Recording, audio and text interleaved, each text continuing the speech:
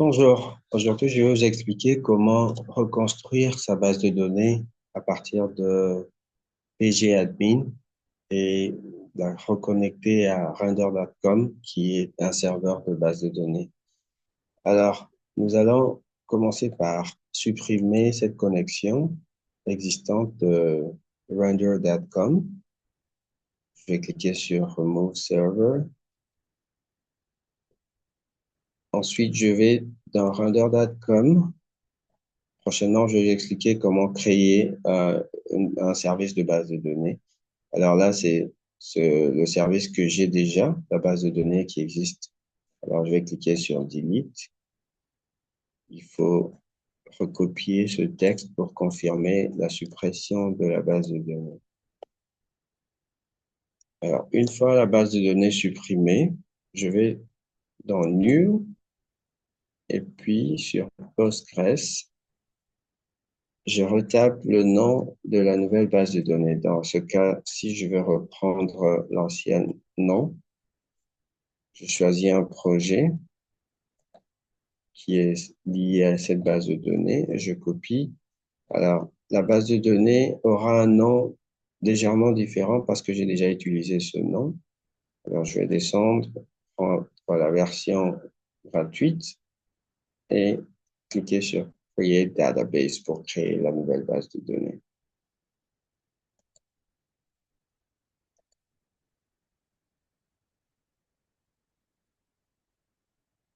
Alors, une fois ma base de données créée sur le serveur render.com, je retourne dans pgadmin et je recrée la connexion à cette base de données.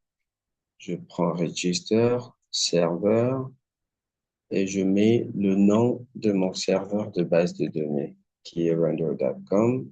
Je désactive Connect Now. Je prends le lien vers ce serveur. Ce sera le lien vers la base de données externe que je vais copier ici. J'enlève la partie qui est avant arrobase ainsi que la partie après le slash. Le nom de la base de données sera le nouveau nom que j'ai reçu, que je vais copier là. Le nom d'utilisateur également, je le copie là. J'enregistre. Ensuite, je reviens et là, j'ai besoin du mot de passe.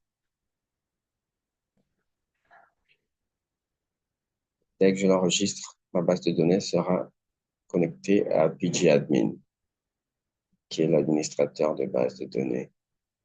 Alors maintenant que tout est là, au beau fixe, tout ce que j'ai besoin de faire, ce dont j'ai besoin de faire maintenant, c'est d'exécuter les mêmes scripts qui étaient dans l'ancienne base de données. Alors ici, je vais les exécuter étape par étape. Je prends d'abord le premier bloc où je crée le type et je l'affecte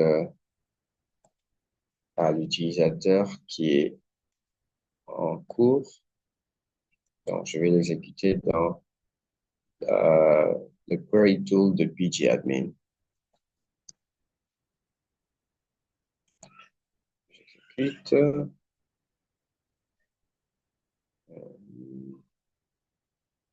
Je vais exécuter un à un. Faire facile.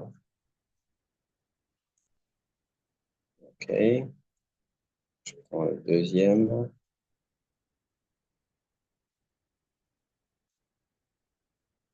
OK.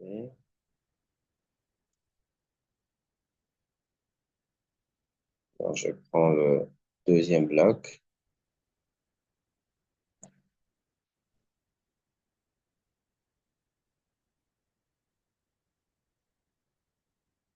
OK. Je prends le troisième bloc. Et dans le troisième bloc, j'ajoute quelques données dans mes tables telles que c'était avant.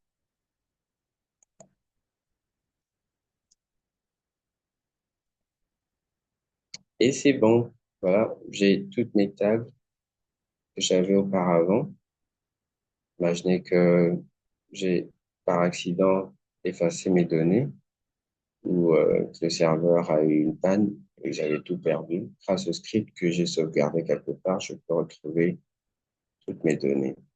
Alors, pour tester, je peux aussi exécuter d'autres scripts, par exemple pour afficher les données que j'avais. Et là, je vois que ça marche. OK. Donc, si vous avez des questions, n'hésitez pas à poster en commentaire et je serai là pour vous. Merci.